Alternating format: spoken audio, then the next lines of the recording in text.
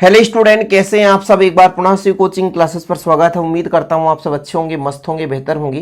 Class 12 physics NCERT chapter 5 चल रहा है बच्चों, जिस चैप्टर का नाम है उपसंयोजी यौगिक। बोर्ड एग्जाम 2024 को टारगेट में रखते हुए आपको लगातार लेक्चर प्रोवाइड किया जा रहा है।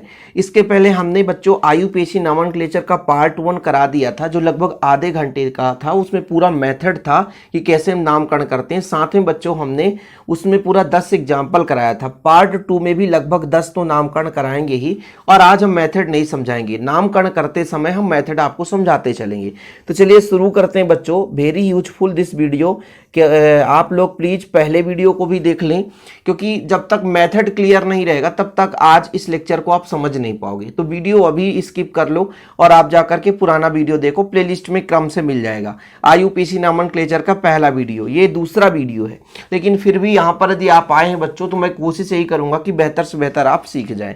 जैसे हमारे पास कोई भी यौगिक देके रखेगा, ठीक है, सबसे पहले इसमें को आयन पहचानना पड़ता है बच्चों। जैसे ब्रैकेट के यदि पहले है तो यहां से दो भाग में बांटो। यदि ब्रैकेट के बाद में कोई भी हमारे पास लिगेंड या कोई भी हमारे पास परमाणु जुड़ा है तो यहां से हमको दो भागों में विभाजित करना है। ये पहला धनात्मक भाग कहला जाता है बच्चों, ये ऋणात्मक भाग कहला जाता है। ठीक है, पहले आप आयन की पहचान कर लिए। इसके बाद पहले हम धनात्मक भाग का नामकरण करते हैं। जब भी धनात्मक भाग का नामकरण करेंगे बच्चों, तो यहां पर देखिए ये 3 लिगेंड है, ब्रोमीन है, एक्वा और NH3 एमीन, ये 3 लिगेंड है। तो पहले हम लिगेंड का नाम लिखते हैं। अब 3 लिगेंड है, सबसे पहले किसको लिखेंगे, तो ब्रोमो B से शुरू होता है, एक्वा A से शुरू होता है, ठीक है, और एमीन भी A से शुरू होता है। तो एक्वा का AQ होता है और एमीन का AM होता है। तो पहले कौन होगा बच्चों, आप ही सोचो, तो एमीन होगा AM, क्योंकि एक्वा AQ बाद में आता है। तो 4 एमीन है। देखो 4 को हम लिखेंगे बच्चों टेट्रा। 4 को क्या लिखते हैं, टेट्रा। 2 को डाई, 3 को ट्राई, 4 को टेट्रा, टेट्रा एमीन। ठीक है, पहले इसी को क्यों लिख रहे हैं, क्योंकि पहले हमको लिगेंड लिखना है। लिगेंड में जो अल्फाबेट में पहले आ गया। फिर आपका एक्वा है बच्चों, तो एक्वा लिख दिए। सिंगल है, मोनो लिखा नहीं जाता है। ब्रोमीन है तो ब्रोमो लिख दिए। ठीक है बच्चों, ओके। अब ये कोबाल्ट है तो कोबाल्ट कर दिया हमने। क्या कर दिया, कोबाल्ट कर दिया। अच्छा, कुछ कहेंगे सर हमने तो पढ़ा था 8 जुड़ता है, लेकिन 8 कब जुड़ता है, जब ये आपका ब्रैकेट का अंदर वाला भाग ऋणात्मक हो। लेकिन यदि धनात्मक है तो कुछ नहीं जुड़ेगा। ऑक्सीकरण संख्या निकालेंगे। एमीन ये उदासीन है, ये भी आपका उदासीन है बच्चों, ठीक है। NO3 ये आपका नाइट्रेट है, तो ये आपका निगेटिव हो गया, और ब्रोमीन निगेटिव, मतलब 2 1 3 हो जाएगा। ठीक है, तो इसका 3 आ जाएगा, थर्ड हो जाएगा। और यहाँ पे बच्चों ये नाइट्रेट है, इसकी संख्या लिखने की जरूरत नहीं रहती। चाहे आगे इस कोष्टक के आगे या पीछे कितने भी परमाणु जुड़े उनकी संख्या हम नहीं लिखते हैं। ठीक है, जो भी हमारे पास क्लोरीन है तो क्लोराइड लिख देंगे, नाइट्रेट है तो नाइट्रेट लिख देंगे, पोटेशियम इधर है तो पोटेशियम लिख देंगे। ऑक्सीकरण संख्या कैसे निकालनी है बच्चों, कोबाल्ट का निकालना है, X कर दिया हमने। ब्रोमीन का होता है -1, ये आपका उदासीन है, ये भी आपका उदासीन है, ये आपका होता है बच्चों -1। लेकिन यहाँ 2 है तो 2 का मल्टीप्लाई करेंगे तो x - 2 = 0 आ जाएगा। 2 और 1 यानी 3 हो जाएगा। तो x = +3 आ जाएगा। रोमन संख्या में हम इसको लिखते हैं। देखो भाई, जब कई सारे यौगिक लेकर चलेंगे, आज कुछ हटके यौगिक लेकर चलेंगे ना, ऐसा नहीं है कि जो हमने अभी तक कराया उसी को करा देंगे। थोड़ा सा कल से जो हमने पिछले लेक्चर में कराया था उससे थोड़ा अलग रहेगा, ताकि आप लोगों को भी समझ में आए कि हाँ यार कुछ अलग है। यहाँ पर पार्ट 1 आपने देखा है तो आप पार्ट 2 आसानी से समझेंगे, कोई भी कठिनाई नहीं लगी। लेकिन हाँ भाई, पार्ट 1 पे तो आपको जाना पड़ेगा। इसके बाद अगला नंबर देखते हैं। इसमें भी पहचान करना बच्चों। ये देखो ब्रैकेट के अंदर वाला भाग एक भाग कहला जाता है, और एक यदि इसके आगे या पीछे है तो यहाँ से हम भाग तोड़ेंगे तो पहला भाग धनात्मक होता है, दूसरा भाग ऋणात्मक होगा। यहाँ भी तोड़कर हम दिखाएंगे, लेकिन जब आएगा तब मौसम बनेगा तो उसको भी हम देखेंगे। लेकिन फिलहाल अभी इसको समझो बच्चों। 2 भाग हमने तोड़ दिया। अब इसके अंदर का नामकरण लिखते समय ध्यान ये रखना है कि पहले हम लिगेंड का नाम लिखते हैं। ये हमारा कार्बोनेट और एमीन, ये लिगेंड है। जैसे हमारे पास बच्चों यहाँ पर देखो 5 है तो पेंटा एमीन हो जाएगा, पेंटा एमीन हो जाएगा, सीधा फंडा। पहले पेंटा एमीन हो जाएगा, 5 एमीन है। तो इसके बाद लिगेंड में हम पहले नाम उसी का लिख रहे हैं बच्चों जो कि अल्फाबेट में पहले आता। फिर ये कार्बोनेट है तो ये निगेटिव होता है, ये तो आपका उदासीन है तो एमीन लिख दी। लेकिन ये कार्बोनेट है तो कार्बोनेटो ओ लिखेंगे। क्यों बच्चों, क्योंकि CO3 ना ये आपका एक दंत ऋणात्मक लिगेंड है, इसलिए कार्बोनेटो लिख दिए। ठीक है। इसके बाद ये पूरा का पूरा भाग धनात्मक है तो कोबाल्ट का कोबाल्ट ही रहेगा, कोबाल्टेट नहीं लिखेंगे। इसके बाद इसका 2 नेगेटिव 1 नेगेटिव मतलब 3 नेगेटिव, यहाँ पर ऑक्सीकरण संख्या 3 आएगा। और एक क्लोरीन है बच्चों हमेशा ऋणात्मक रहता है तो क्लोराइड हो जाएगा। ठीक है, ये देखो कितना सिंपल है, नामकरण करना बहुत आसान है। ऑक्सीकरण संख्या निकालने के लिए कोबाल्ट का X हो जाएगा, इसका 2 नेगेटिव बच्चों तो -2 हो जाएगा। एमीन आपका उदासीन है, भले 5 है तो क्या दिक्कत है। फिर यहाँ पर क्लोरीन 1 नेगेटिव, इक्वल में 0 करो तो x -2 -1 यानी x इक्वल +3 आपका आएगा, इसलिए रोमन संख्या में यहाँ पर आपका 3 हो गया। सबसे पहले आयन को पहचानना, धनात्मक ऋणात्मक। कोबाल्ट को हमने कोबाल्ट लिखा है, कोबाल्टेट नहीं लिख सकते क्योंकि ये आपका धनात्मक भाग है। अभी ये ऋणात्मक भाग होता बच्चों तो यहाँ पर 8 जुड़ता, लेकिन ऋणात्मक नहीं है। इसके बाद तीसरा नंबर देखिए, मजा आएगा बच्चों। सबसे पहले यहाँ पर देखो ये कोबाल्ट है, क्लोरीन है, ONO है और इथिलीन डायमीन है। ठीक है, ONO का मतलब क्या होता है बता सकते हो आप लोग? नाइट्रेटो होता है। क्या? नाइट्रेटो। अब देखो बच्चों ये धनात्मक चीज लिखा है, मतलब पूरा का पूरा ये हमारा जो यौगिक है वो धनात्मक है। अब धनात्मक है तो कोबाल्ट को कोबाल्ट ही लिखेंगे, लेकिन बच्चों इसके अंदर पहले हम इनका लिगेंड का नाम लिखते हैं। तो ये क्लोरीन C से, नाइट्रेटो N से और एथिलीन डायमीन आपका बच्चों A से शुरू होता है, E से। तो सबसे पहले क्या आएगा? E आएगा, बताओ। तो क्लोरो आ जाएगा बच्चों। क्या आ जाएगा? क्लोरो। ध्यान ये देना है बच्चों, जैसे हमने कहा कि यहाँ पे 4 है तो टेट्रा लिखे, या 5 है तो पेंटा लिखे, यहाँ 2 है तो डाई लिख सकते हैं? नहीं, ये बहुदंतुर लिगेंड है, इसलिए हम बहुदंतुर में 2 को बिस लिखते हैं, 3 को ट्रिस लिखते हैं, 4 को टेट्रा किस लिखते हैं। एक दंतुर लिगेंड होता तो मोनो, डाई, ट्राई, टेट्रा, पेंटा इस तरीके से लिखते हैं, लेकिन बहुदंतुर लिगेंड आ जाता है बच्चों तो 2 को हम 20 लिखते हैं। तो यहाँ पर 2 के लिए हम 20 का प्रयोग करेंगे। क्या लिखेंगे? 20। ऐसे ही 20 लिखना है, नहीं ये वाला सा नहीं, ये वाला सा होना चाहिए। ठीक है, 20 हो जाएगा। अब जो हमारा बहुदंतुर होता है उसे हमेशा ब्रैकेट के अंदर लिखा जाता है, एथिलीन डाइएमीन। ठीक है, डाइएमीन। वैसे भी बच्चों यदि आप लोग पूरा विधिवत समझ रहे होंगे ना तो नियम कानून वैसे बनने लगेगा। एथिलीन डाइएमीन, इसका भी नाम हो गया, इसका नाम हो गया, ये बचा नाइट्रीटो। अब बच्चों यहाँ पर ये कोबाल्ट है तो कोबाल्ट ही रहेगा। पहली बात तो यह है कोबाल्टेट लिख नहीं सकते, 8 नहीं लिखे क्योंकि धनात्मक है। ऑक्सीकरण संख्या निकालेंगे तो 1 नेगेटिव प्लस तो 3 हो जाएगा, 3rd हो जाएगा। हमेशा ये जो केंद्रीय धातु परमाणु होता है ना, इसी के बाद में हम ऑक्सीकरण संख्या रखते हैं। ठीक है, देखो बच्चों ऑक्सीकरण संख्या कैसे निकलेगा? कोबाल्ट का X हो गया, ये आपका क्लोरीन का -1 हो गया, प्लस का ये भी -1 हो गया। एथिलीन डायमीन उदासीन है, कोई मतलब का नहीं, बराबर में प्लस आयन है ना तो इधर +1 करो। 1 नेगेटिव इधर जाएगा तो आपका 2 नेगेटिव का हो जाएगा 2 पॉजिटिव, तो +3 निकल कर आएगा, इसलिए रोमन संख्या में 3 कर दिया हमने। एक एक कंपाउंड काफी हेल्पफुल होता है नामकरण में।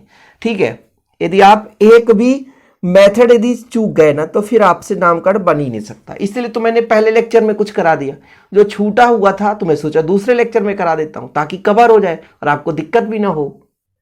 जैसे इसमें आप देखो, इसमें 2 भाग हैं, ये आपका यहां से ये वाला धनात्मक हो गया, ये भाग ऋणात्मक हो गया। अब इसमें जो कोबाल्ट है ना वो कोबाल्टेट हो जाएगा, नहीं तो कोबाल्ट, अभी तीनों में हम कोबाल्ट ही लिखते थे, लेकिन इसमें 8 हो जाएगा क्योंकि अब ये वाला भाग ऋणात्मक हो गया। जैसे कि यहां से हमने तोड़ा ना, इधर कुछ है नहीं। अब देखो ये आपका मर्क्यूरी है, मर्क्यूरी जिसे मर्क्यूरस नहीं बोलते हैं, तो इसको हम लिखते हैं हमेशा बच्चों, हम पारा नहीं लिखते, मर्क्यूरस ही लिखते हैं। जहां भी लिखेंगे तो हो जाएगा मर्क्यूरस। क्या हो जाएगा बच्चों? मर्क्यूरस हो जाएगा। फिर जैसे ही हम इस ऋणात्मक भाग का नाम लिखेंगे तो पहले हम लिखते हैं बच्चों क्या, जो भी हमारे पास ये लिगेंड है, लिगेंड का क्या नाम है इसका बताओ। ठीक है, ये 4 है तो 4 को लिखेंगे टेट्रा, और ये थायोसाइनेट है बच्चों, सही है कि नहीं? CNS है ना, थायोसाइनेट। ठीक है, थायोसाइनेट है, लेकिन बच्चों ये ऋणात्मक होता है, एक दंतुर ऋणात्मक, तो साइनेटो लिखा जाता है। जैसे अब आपके पास मान लीजिए लिगेंड की बात की जाए, ऋणात्मक है तो O जुड़ता है, धनात्मक है तो EM जुड़ता है, उदासीन है तो कुछ नहीं जुड़ता। ठीक है, इसके बाद बच्चों कोबाल्ट है, ये कोबाल्टेट लिखेंगे। क्यों लिखेंगे 8 क्यों जोड़ेंगे? क्योंकि ये ऋणात्मक हो गया, कोबाल्टेट हो गया। इसके बाद इसका ऑक्सीकरण संख्या निकालो, इसका ऑक्सीकरण संख्या तो आपका हो जाएगा +1, और यहाँ तो आपका हो जाएगा बच्चों यहाँ 3rd हो जाएगा। सबका 3rd ही तो आता है अधिकांश, कुछ ना बने समझ लो 3rd मार दो तुक्का। देखो Hg का +1, कोबाल्ट का हमको निकालना है, इसका 4 निगेटिव इक्वल 0, तो x इक्वल आ जाएगा +3। ठीक है, ये 1 निगेटिव होता है ना, 4 है तो 4 निगेटिव हो जाएगा। ठीक है, कोई दिक्कत तो नहीं आता, क्लियर है, समझ में आ गया इतना। इसके बाद अगला नंबर देखिए बच्चों, इसको भी पहले 2 भागों में बांटिए। 2 भागों में बांटना मतलब ये आपका धनात्मक हो गया, ऋणात्मक हो गया। पहले हम धनात्मक भाग का ही नाम लिखते हैं, सबको पता है। तो ये पोटेशियम है, इसकी संख्या से कोई मतलब नहीं, पोटेशियम, तो पोटेशियम आप लिख दो। ठीक, अब इनमें लगेगी होड़, कार्बोनिल सी से स्टार्ट होगा, साइनो सी से हो, साइनो आपको हो जाएगा कार्बोनिल, और ये कार्बोनिल है, ये साइनो है। अब इसका नामकरण कैसे सीखोगे, हमने लिगेंड के बारे में वीडियो बनाया है। तो ये 2 कार्बोनिल हो जाएगा, तो डाई कार्बोनिल पहले हो जाएगा बच्चों। ये एन जो है नाइट्रोसिल, ये बाद में आएगा, तो डाई कार्बोनिल हो जाएगा पहले, डाई कार्बोनिल। ठीक है, फिर आपका साइनो आ जाएगा, अल्फाबेट में पहले आता है। ठीक, इसके बाद बचा आपका ये नाइट्रोसिल, क्या बचा, नाइट्रोसिल। ठीक है, ये उदासीन है, ये भी उदासीन है, तो कोई मतलब नहीं, उदासीन है तो उदासीन रहने दो। ये आपका बच्चों 1 निगेटिव हो जाएगा। ठीक है, और ये आपका हो गया कार्बोनिल, ये हो गया नाइट्रोसिल। इसका ऑक्सीकरण संख्या तो मतलब यहाँ पर 0 निकल कर आएगा। ठीक है, आप लोग इसमें थोड़ा सा ध्यान देना, मैं निकालता हूँ, लेकिन इसको आप लोग एक बार ध्यान देना भैया, बुक में कुछ और देके रखा है। पोटेशियम का 1 पॉजिटिव, कोबाल्ट का आपका X हो जाएगा, इसका 1 निगेटिव, ये कार्बोनिल तो उदासीन, नाइट्रोसिल उदासीन, तो बराबर आपका 0 ही आता भाई हमारे हिसाब से। क्यों, क्योंकि भाई ये कट जाएगा, खत्म कहानी, तो ये 0 आ जाएगा। आप लोग एक बार मिला लेना, लेकिन नाइट्रोसिल के बाद मैंने कोबाल्ट नहीं लिखा बच्चों, कोबाल्टेट है ना, कोबाल्टेट, और ये 0 हो जाएगा। कोबाल्टेट क्यों, क्योंकि यहाँ पे ऋणात्मक है बच्चों, इसलिए 8 जुड़ा है। इसके बाद अगले नंबर पर चलते हैं। देखिए इस पर ना दाएं ना बाएं, मतलब ये पूरा उदासीन है, कोई मतलब नहीं है, इसमें उदासीन बता दिया, पहले ही बता दिया कि इसमें कुछ भी चार्ज नहीं है। सिर्फ आप देखो नामकरण करते समय, पहले हम यहाँ पर देखो, ये ट्राइफेनिल फास्फीन है, ट्राइफेनिल फास्फीन पी से शुरू होता है, ये कार्बोनिल है, तो कार्बोनिल आपका बच्चों सी से शुरू होता है, तो आपका 5 कार्बोनिल है, तो 5 को क्या लिखेंगे, पेंटा, पेंटा कार्बोनिल लिखेंगे, सही है। ठीक है, फिर ये आपका ट्राइफेनिल फास्फीन है बच्चों, क्या है, ट्राई मतलब 3, देखो 3 लगा है, फेनिल फास्फीन। ठीक है, और यहाँ पर आपका क्रोमियम है, इस पे कोई चार्ज ही नहीं है, तो क्रोमियम का क्रोमियम ही रहेगा। ठीक, इसके बाद ये सब उदासीन है, खत्म कहानी, 0 आ जाएगा। ऑक्सीकरण संख्या लिखना ही पड़ेगा, चाहे आपका 0 ही क्यों ना हो, लेकिन ऑक्सीकरण संख्या आपको लिखना पड़ेगा बच्चों। इसके बाद देखिए यहाँ पर अब इसको 2 भागों में बांटना है, तो 2 भागों में बांटेंगे तो ये आपका धनात्मक या ऋणात्मक हो जाता है। तो पहले हम किसका नाम लिखते हैं, धनात्मक का। सोडियम की संख्या कितनी है इससे कोई मतलब नहीं है, इनमें भाई आपस में लड़ाई होगा, क्योंकि ये एसीटेट है, ये एथिलीन डाइएमीन है। ठीक है, एसीटेट और एथिलीन डाइएमीन, तो 4 एसीटेट है, तो टेट्रा एसीटेट।